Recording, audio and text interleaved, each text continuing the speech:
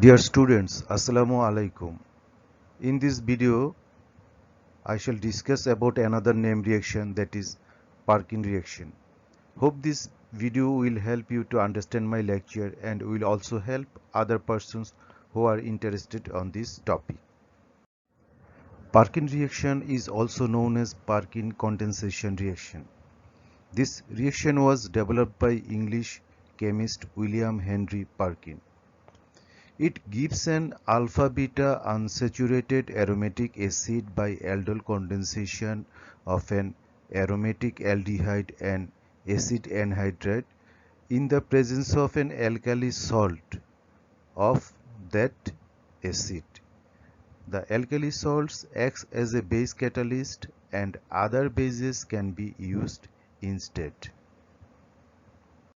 In Perkin reaction, an aromatic aldehyde reacts with an aliphatic acid anhydride in the presence of a salt to produce an alpha-beta unsaturated carboxylic acid. For this reaction, this salt should be either the sodium or potassium salt of that corresponding acid anhydride, and the aliphatic acid anhydride should contain 2 alpha hydrogen. For example, benzaldehyde reacts with acetic anhydride in the presence of salt sodium acetate to produce cinnamic acid, which is an alpha beta unsaturated acid. This reaction is one of the condensation type reaction. Now I shall try to discuss about the mechanism of this reaction, that is Perkin reaction. In this reaction we use salt, that is sodium acetate, and the aliphatic acid anhydride is acetic anhydride. In the first step, the salt will be dissociated and produce sodium ion and acetate ion. In the second step, the acetate ion will react with the terminal hydrogen of the acetic anhydride. Because the acetate ion oxygen carry excess electron, it tries to share its excess electron to an electron deficient atom. So here this hydrogen is the terminal hydrogen of acetic anhydride, so it is very easy to share its electron, and for this purpose acetic anhydride release this hydrogen as proton, and that proton was accepted by that acetate ion. It converts to acetic acid, and after separating this proton from acetic anhydride, it will be converted to an anion in which the terminal carbon contain excess electron, that is negative charge. In the next step, the anion produced from acetic anhydride will try to share its excess electron to the aromatic aldehyde. Because aromatic aldehyde there is a carbonyl group, the oxygen of the carbonyl group will withdraw the pi electron, and this oxygen will become negative and this carbon will be positive. That's why it's easy to share the excess electron on this from this anion to this positive carbon of the carbonyl group, and it forms a compound like this. That compound, the alpha carbon bonded with that negative oxygen. After that, that negative oxygen share its excess electron with a proton, because the reaction mixture is acidic and it contains acetic acid. That's why a proton is available. It's easy to share its excess electron to proton, and it converts to a compound like this. In this compound we can see that the alpha carbon contain a hydroxyl group, and the beta carbon contain 2 hydrogen, and in adjacent to the beta carbon there is a carbonyl group, and after that there is a oxygen. Due to the influence of this carbonyl group, the electron density is try to move to oxygen, and after that this carbon try to withdraw electron from this carbon, and due to this influence from beta carbon, proton is eliminated and this bond is broken, and after that this carbon becomes negative. When this carbon becomes negative, in that case, due to the influence of this excess electron on beta carbon, the bond between alpha carbon and hydroxyl group is broken, and this hydroxyl group is separated as negative ion, and this alpha carbon becomes positive. So the separated proton and hydroxyl group combine with each other and share its excess electron to form water, and the beta carbon share its excess electron to alpha carbon to form a bond between alpha and beta carbon, and that after that this compound will be like this. This is one kind of alpha beta unsaturated anhydride. In the last step, alpha beta unsaturated anhydride will be hydrolyzed in the presence of water, and after hydrolysis this anhydride group will be converted to carboxylic group. That is, the product will be an alpha beta unsaturated carboxylic acid. So this is the overall mechanism of Parkin condensation reaction. Now I want to discuss about the application of this reaction. The first application of this reaction is we can synthesize alpha beta unsaturated aromatic carboxylic acid using Parkin reaction. Secondly, we can also synthesize alpha beta unsaturated mixed anhydride. That is, in the last step, if we don't do hydrolysis, in that case that product will be the alpha beta unsaturated anhydride. So we can also prepare alpha beta unsaturated anhydride if we want to prepare this type of compound using Parkin reaction.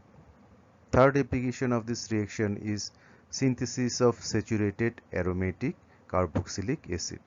By Parkin reaction, the final product is alpha beta unsaturated carboxylic acid. If we do extra one step, that is, we do reduction, if we do the reduction of this alpha beta unsaturated carboxylic acid, in that case we will get a saturated aromatic carboxylic acid. So by doing an extra step, we can synthesize saturated aromatic carboxylic acid.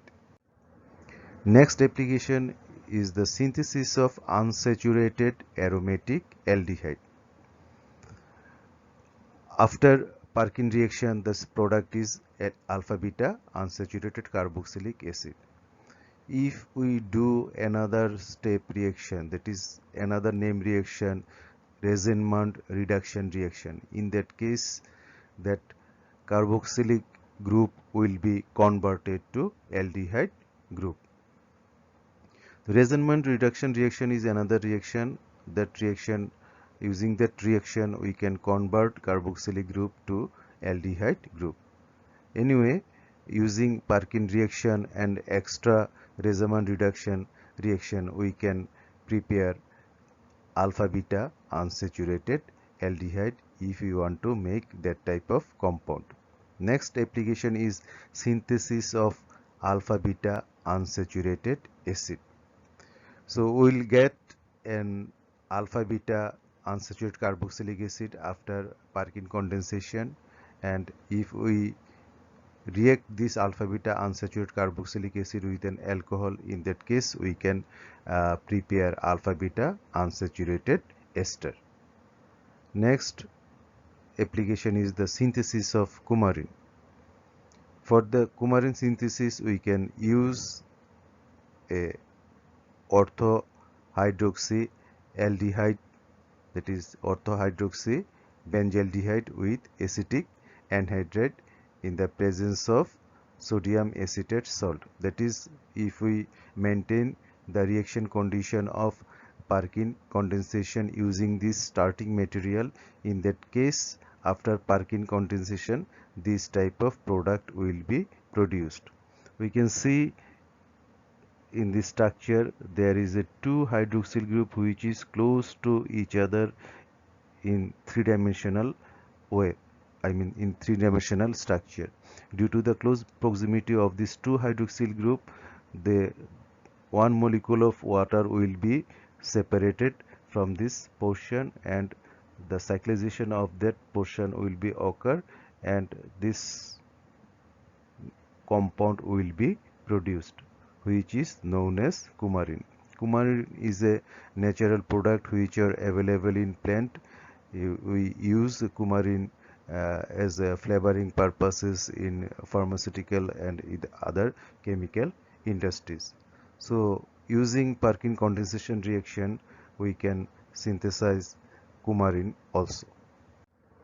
We can also synthesize lactone using Perkin reaction. For this purpose, benzaldehyde will react with succinic anhydride in the presence of sodium acetate salt to produce an alpha beta unsaturated anhydride, and this product will be produced according to the mechanism of Perkin reaction. And after hydrolysis we know that this anhydride group will be converted to carboxylic acid group. So if we consider the three-dimensional structure of this alpha beta unsaturated carboxylic acid, that is the Perkin's reaction product, the terminal hydroxyl group is very close to the alpha beta carbon, and the hydrogen of this hydroxyl group will be separated from this oxygen because the oxygen is highly electronegative, and due to its electronegativity it withdraw the bonding electron between oxygen and hydrogen. After that oxygen will become negative and this hydrogen will be positive, that is it will be separated as a proton. After that proton is electron deficient, so it tries to use the pi electron that is between the alpha carbon and beta carbon, and using this pi electron it forms a bond with the beta carbon, and after that this alpha carbon will be positive, and that after that this negative oxygen will share its excess electron with the alpha carbon, and this compound will be converted to like this, that is another 5-member cyclic ring will be produced, that is lactone ring, and it contains an extra carboxylic group. So after that if we do decarboxylation, we know after decarboxylation carbon dioxide is removed from the carboxylic group and that compound will be converted to this which contains a lactone ring. So we know that there are many compounds which contain lactone ring, and especially the lactone ring containing a lot of antibiotics are available. So using this Perkin condensation reaction mechanism we can synthesize, prepare some lactone ring and their derivatives for a new drug development purpose. Now I want to discuss about the limitation of this reaction. Every reaction has some advantage as well as some limitations also. The first limitation of this reaction is we have to use only aromatic aldehyde. So only one choice, that's why we can consider it as limitation. Second limitation is we have to use aliphatic acid anhydride, and that acid anhydride must contain 2 alpha hydrogen, because this 2 alpha hydrogen is necessary for the condensation reaction. So we can consider this as a limitation because we have to use particular type of anhydride. Third limitation is the anhydride we use in this reaction must be of aliphatic acid only. It is also one kind of restriction, particular type of anhydride we have to use, so we can consider this as a limitation. Number 4, the salt we use in this reaction must be of the acid from which the anhydride is derived. That is, particular type of salt we have to use. We don't have many options. The salt must be the acid of the anhydride. That's why we should consider this as a limitation. Number 5, we use aromatic aldehyde for this reaction if any electron releasing group is present in the aromatic ring. In that case, the overall reaction rate will be slowed down because electron releasing group will hamper the ionization of the aldehyde group, that is the carbonyl group in aldehyde. So for that reason we can consider this as a limitation. The last limitation is the reaction must be in aqueous medium because dissociation of the salts need aqueous medium. So we can also consider this as a limitation because we have to carry out this reaction in aqueous medium must. Without aqueous medium, the reaction will not be initiated. That's why we can consider it as a limitation. I already discussed about the theory, mechanism of the reaction, applications and limitations of Perkin reaction like other name reaction. Hope this lecture video will help you to understand Perkin reaction. If you like my lecture video, then don't forget to click the like button. You can also share this video to your friends and can also put your comments. Lastly, don't forget to subscribe my channel. Your subscription will encourage me to make more lecture video for you all. Thank you.